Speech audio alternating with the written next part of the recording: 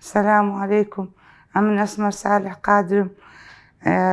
ئەوە زار هیچ نەمدەزانی وردە وردەژانی دەکرد نەمدەزانی کە بەدم لە زراوی هەیە. دوایش ئەستور بوو زراوەکەم زۆر بێسعەد بووم لەبەر وەڵا وەسفی ئەو خەستەخانەیان بۆ کردم، وەسفی ئەو خەستەخانە میهرەبانیان بۆ کردم. هی کاک دکتۆر درێ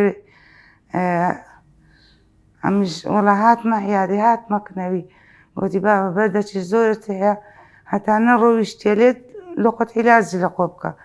وەڵا منیش گوتم دکتۆر من لە پەنای خوای هانام لۆ توهینە ئازات چ دەرێوە دەکەم. وەڵا عەمەلیاتی لۆ دانام هەفتەی یەکەم گوتی سینگت ئیلتیهابی هەیە لۆت ناکەم.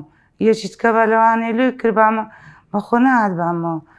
وەڵا گوتی ١٩٥ بەخۆ نایەوە. ئەو هەفتە شەموو بوو لۆ ئەو سێ شەمەی عیلاج شتی دامە عیلاجەکانم وەرگرت و لە خوای بەزیادیبی زۆر چاکم. دوای هاتمەوە کنی گوتی لە خوای بەزیادیبی باشی سبەینێ وەرە عەمەلیات دەکەم. لە خوای گەورە بەزیادبی میهرەبان بە خۆی میهرەبانە بەڕاستی بە کارمەندەوە بە دکتۆر تبیەوە بە هەمووان زۆر زۆر باشن خوا ناگری ئێستاش زۆر زۆر باشن. لە خوای گەورە بەزیادبی لۆتی دوونێ کردیتم ئێستا ئەوڕۆ زۆر زۆر باشم. ئیشەڵڵا پاش توێژێش ئەوانێ بچمەوە ماری خۆمان. میهرەبانی دڵسۆزی و لێزانی